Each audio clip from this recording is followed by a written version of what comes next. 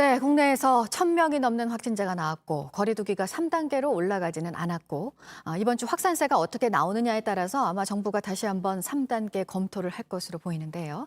하지만 단계가 올라가도 연말까지는 1,000명 안팎의 환자가 나올 것이라는 전망입니다. 보도국 연결해서 자세히 알아보도록 하겠습니다. 네, 강보들 기자, 어제 발표된 이 1,000이라는 숫자가 시민들에게 너무 크게 느껴졌었고요. 오늘은 어떨까요?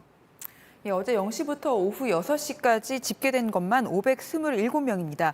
여기에 오후 6시부터 자정까지의 확진 건수를 더하면 잠시 뒤 9시 30분 발표될 하루 신규 확진자 숫자가 되는데요.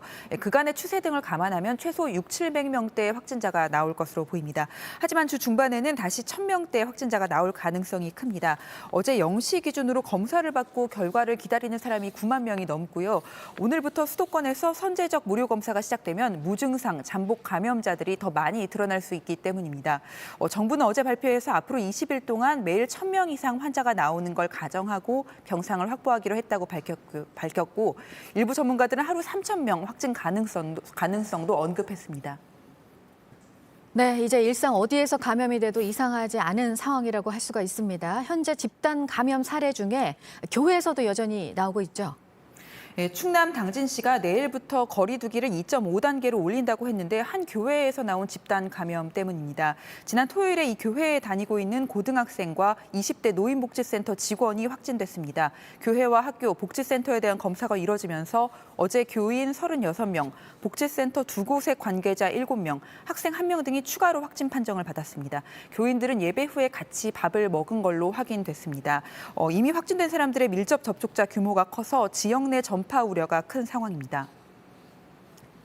네, 그리고 독일에서는 코로나 대응 조치가 더 올라갔네요. 독일은 11월 초부터 술집과 식당 문을 닫는 부분 봉쇄 조치를 시행했는데 이걸로 충분치 않다고 판단한 겁니다. 메르켈 총리는 현지 시간 13일 기자회견에서 약한 조치들이 효과가 있길 바랐지만 크리스마스 쇼핑 때문에 사회적 접촉이 늘었다고 말했습니다. 그래서 오는 16일부터 다음 달 10일까지 미용실 등 비필수 상점과 학교를 폐쇄하고 식료품 판매점과 약국 등 필수 업종만 영업하도록 했습니다.